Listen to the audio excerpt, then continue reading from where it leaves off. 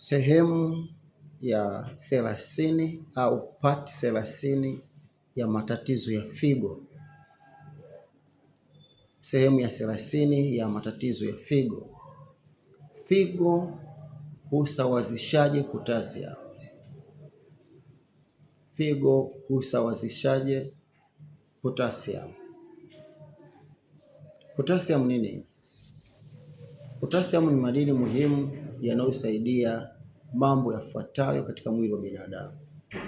Jambo la kwanza, potassium inasaidia moyo kupiga kwa kawaida. Mapigo ya moyo yaende kawaida, yapige kawaida.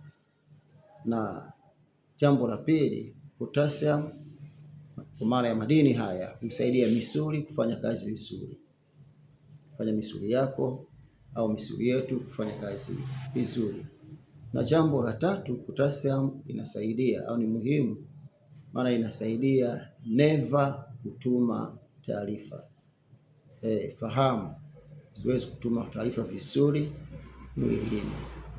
Hiyo hii ni muhimu sana kwa potassium. Hivyo basi, figo hufanya nini?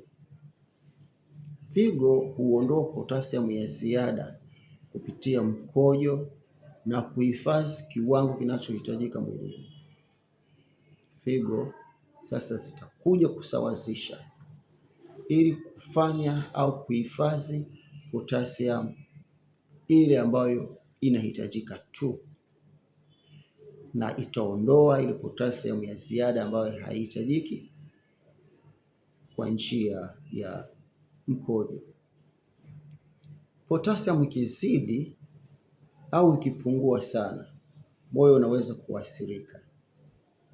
Sasa ili moyo usiathirike, figo inaingilia kati na kuanza kufanya kazi ya kuweka uwiano wa potassium ili tusiathirike. Figo zikishindwa kufanya kazi, potassium inaweza kuongezeka kwenye damu, wanasema hyperkalemia. Figo zikishindwa kufanya kazi, utapata pia hyperkalemia. Potassium inaweza kuongezeka kwenye damu. Hii ni hali ambayo inaweza kuwa hatari kwa moyo. Kadiri potassium inavyoongezeka kwenye damu, inaleta uhatari zaidi kwenye moyo. Hivyo figo zina jukumu muhimu sana la kudhibiti potassium.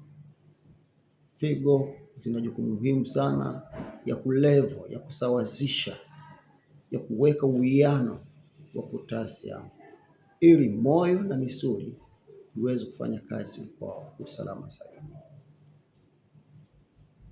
Mungu akubariki sana.